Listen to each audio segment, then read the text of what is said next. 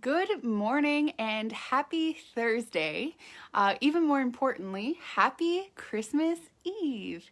My name is Lindsey Funtik, and I am the coordinator of volunteer ministries at Ashland First United Methodist Church. And every Thursday, I hop on here to share a little bit about my devotional thoughts for the week and some of what the Lord is teaching me. So today I'm hopping on a little bit later than normal. We had a nice slow morning. I'm working on baking some bread. I'm enjoying my coffee and really just kind of trying to take in the stillness of the season. So I hope that you are enjoying the same. But I did have a few little things I wanted to share with you this morning as I have been pondering Christmas Eve.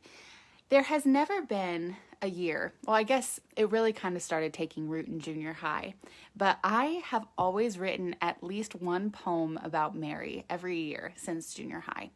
And I still remember my seventh grade poem. It had like the flutter of angels' wings and kind of these more trite images, but I felt so proud of it, and my English teacher praised it, and I still remember that feeling of like, oh, they liked it, and so I've been writing ever since. But that started then and has been continuing now, and I have written probably 3 or 4 poems this season, and I've noticed that as I've gotten older and learned and grown, some of my images of Mary have gotten a lot more, I'll say grounded, earthy. I remember picturing her as this, milky white woman who just didn't have a hair out of place as she was having a sweet baby. And now, being a little bit more grown, I see she was an olive-toned teenager who was, laboring in the hay. And I think that there's just so much beauty in thinking about this story in all of its earthiness and all of its realism, because yes, Jesus is 100% God. He was also 100% man. And we are celebrating this season, Emmanuel, God with us. Christmas is incarnational, which means that Christmas is messy. Christmas is human, it's sweaty, it's bloody. There's a lot of our human experience wrapped up in this. So while, yes, there are beautiful, divine, ethereal truths that take place and we get to witness and celebrate, we also celebrate the fact that a 14-year-old girl, in all of her wonderfulness, but also her fallenness, was able to say yes to God and participate. So as I was listening to my prayer app this week, there was a quote from a theologian named Lucy Pepiot, and I loved it. It has been sticking with me. It said, "Mary is not simply a receptacle of the divine, housing him, as it were. She supplies his humanity from her own body. Her blood forms him. Her food nourishes him. Her breasts feed him.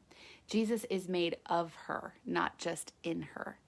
And I absolutely love that because, as I said, if we affirm the creeds of the church, Jesus was both God and man, 100% of each. And thank goodness I'm a theologian because I've never been good at math anyway.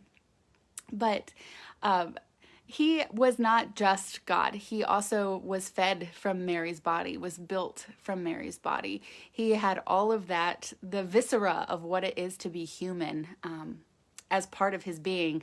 As Dr. Dan Hawk and Alan Bevere say, God got human on him. So God was willing to get messy, and part of that was through Mary's participation and Mary's willingness to say yes. And I think that it's easy to think that the will of God, like in Mary's case, the will of God was just that Jesus was this like blob of light that was gently placed in her and just came with much fanfare and little mess. No, he walked our human experience. It was gritty and it was real. The gospel is earthy though, because we are earthy, we are human. And this morning, I am just thinking about that grittiness and the fact that I can relate to the story because I am also a human, but also just the fact that the gospel is participatory. I believe that Mary had a choice to say no. I'm glad that she didn't. But she chose to participate. She chose to say yes and to have faith in what God was doing and in all that God was telling her. So, just this little devotional today to encourage us all to follow in Mary's footsteps, that we can really embrace the fact that God is God with us. Jesus is Emmanuel, and today we celebrate his birth. This is a celebration, but it is also a call. He can bring us into the story just as he brought Mary, our sister, into the story, if only we say yes. Fallen as we are, broken as we are, he still wants to use us and he still wants to do something great. So, with that, First United Methodist, I love you. I'm thinking of you. I am praying for you. And I am so excited to celebrate Christmas Eve with you all tonight. It's going to be magical. And I hope that you all have a very happy holiday weekend.